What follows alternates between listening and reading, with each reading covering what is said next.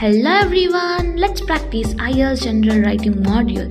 Here in General Writing we have two tasks. Task 1 is about letter writing and task 2 is essay writing. Let's begin with task 1, letter writing. First, let's carefully examine the question. You should spend about 20 minutes on this task. The office you work in does not have any cafeteria for staff. Write a letter to your manager to request setting up a cafeteria for the staff. In your letter, you should tell what you heard about the inconvenience from the staff, how you feel about it, what suggestions you have about setting up a cafeteria. Write at least 150 words. You do not need to write any addresses. Begin your letter as follows: Dear Sir or Madam. From the question, it is clear that you are an employee, you are writing to your manager. The purpose of the letter is to request for a cafeteria. Because this is a workplace issue and you are writing to a manager, the letter must be formal. And the question gives us 3 bullet points. These are compulsory. We must include all 3 points. Number 1, what you heard about the inconvenience from the staff.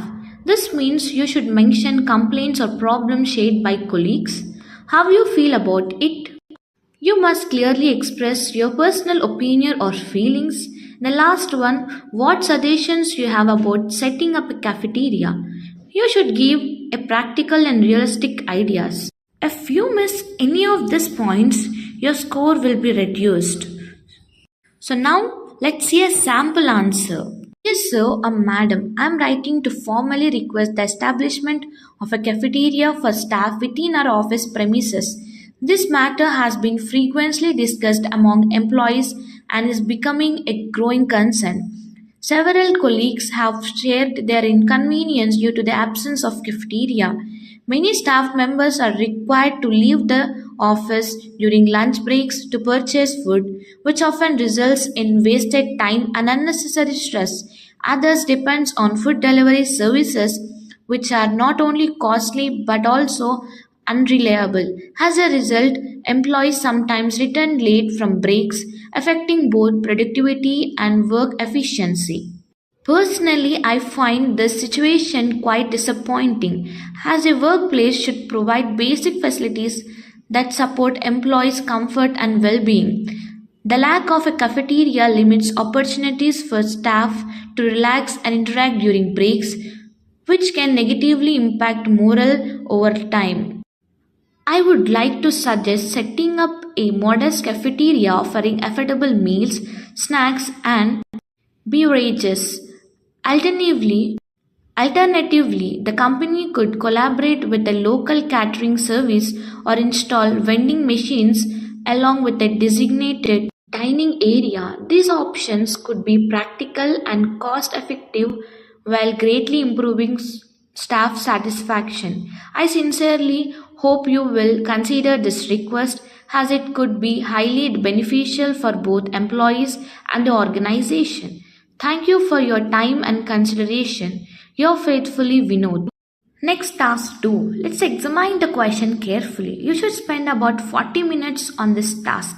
In some countries, governments are encouraging industries and businesses to move to regional areas outside the big cities. Do the advantages of this trend outweigh the disadvantages? Give reasons for your answers and include any relevant examples from your own knowledge or experience. You should write at least 250 words. So we must discuss advantages, disadvantages, and clearly say which side is stronger. So let's look into the brainstorming ideas.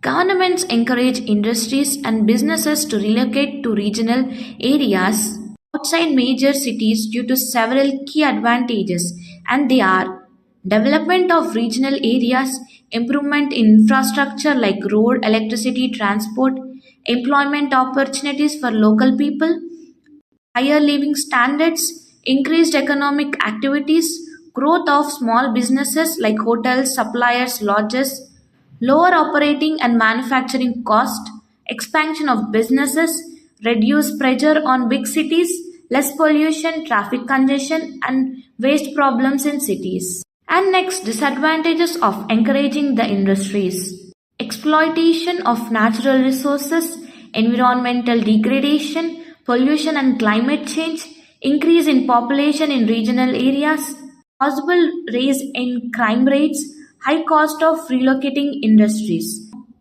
After brainstorming, we can decide that the advantages are stronger and more long term. Now let's see a sample answer with the above discussed points. Industries and businesses are the primary concern in many cities as they make the city more congested and pollute the environment in one hand, while creates job opportunities and contribute to the development of the city on the other hand. Many of the enterprises are operated and promoted in bigger cities only.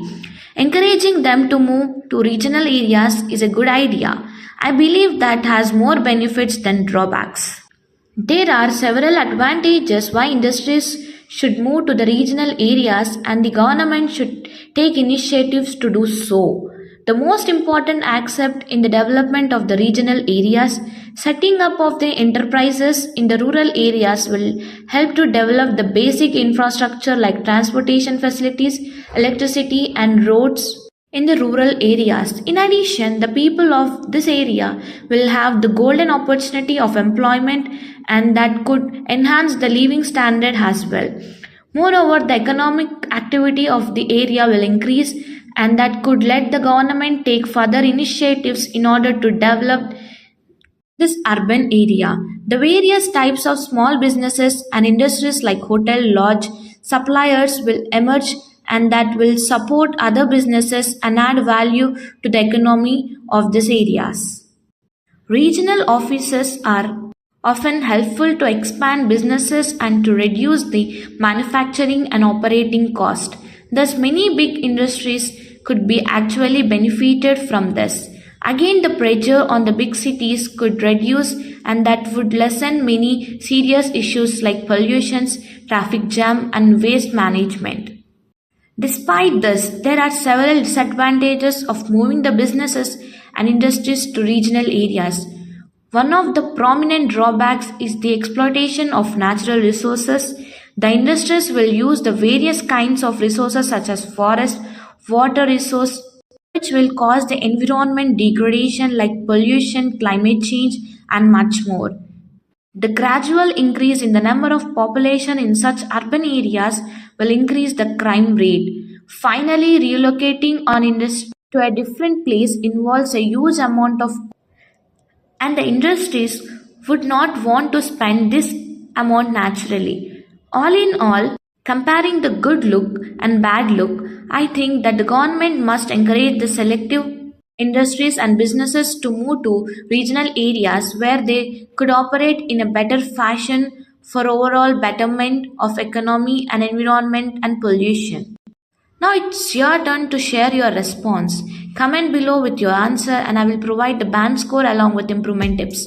Thanks for watching and follow us for more videos.